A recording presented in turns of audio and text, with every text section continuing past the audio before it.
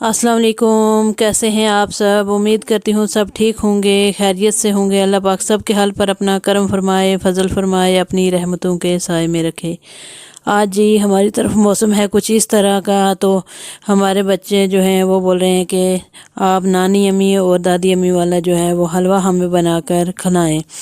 तो बस हलवा तो बनता ही है ऐसे मौसम में, लेकिन बड़े सालों के बाद जो है वो हमने ऐसे हलवा बनाया और कुछ यादें जो हैं वो हमारे इर्द गिर्द घूमना स्टार्ट हो गई कि मेरे अब्बू जी ज़िंदा होते थे और हम जो है मम्मा ऐसे जो है सूजी को जब रोस्ट कर लिया करते थे घी के अंदर, तो हम वो लेकर मम्मा से मांग कर पहले ही खाते थे। मम्मा इसका जो है वो खुशबू ज़बरदस्त आ रही है, मम्मा ये दे दो हमें, हम खाएंगे। तो मम्मा गुस्सा भी करते थे बीच में कि नहीं इसको पकने दो, हलवा तैयार होने दो।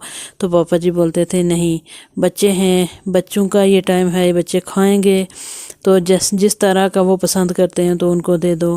पापा को गुज़रे कई साल हो चुके हैं, लेकिन वो दिल के अंदर वो दर्द, वो तकलीफ़ जो है वो ख़त्म नहीं होती है।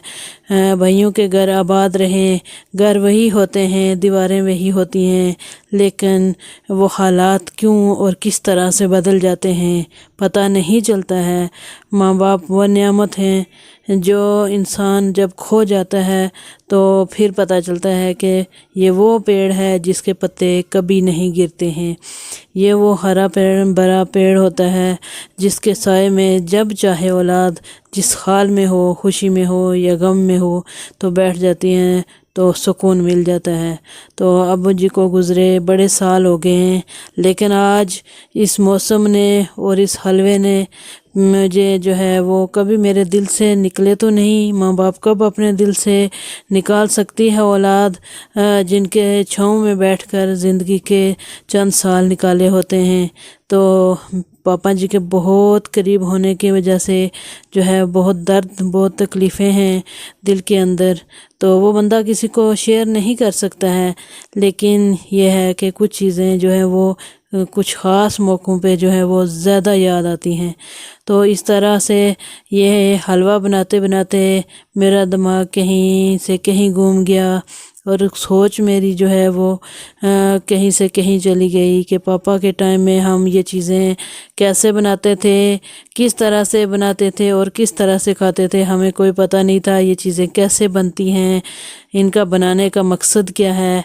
लेकिन बच्चे जो इकट्ठे होकर खाते थे, एक जगह हम बैठ जाते थे सारे, हमें नहीं पता होता था मोहल्ले में कौन गैर कौन अपना, हमें ये चीज़ें तब नहीं पता होती थी और ना ही आज भी हमें इस चीज़ों से कुछ लेना है ना देना है।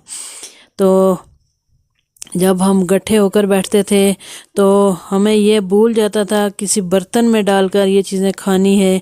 एक ही बर्तन में पड़ी होती थी और सब वहीं से उठाकर खाते रहते थे, ना कोई स्पून, ना कोई किसी दूसरे बर्तन की ज़रूरत।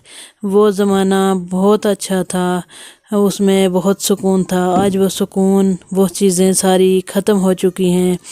आज वो जो है ना वो नफ्सो नफ्सी का आलम है। आज हम सफाई की तरफ, हर चीज़ की तरफ ध्यान रखते हैं, लेकिन वो मोहब्बत ख़त्म हो गई।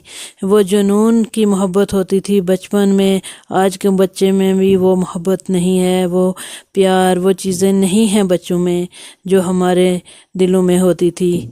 पापा के गुज़र जाने के बाद बहुत सारी यादें जो हैं वो दिल के अंदर जो है वो बेसुकूनी पैदा करती हैं।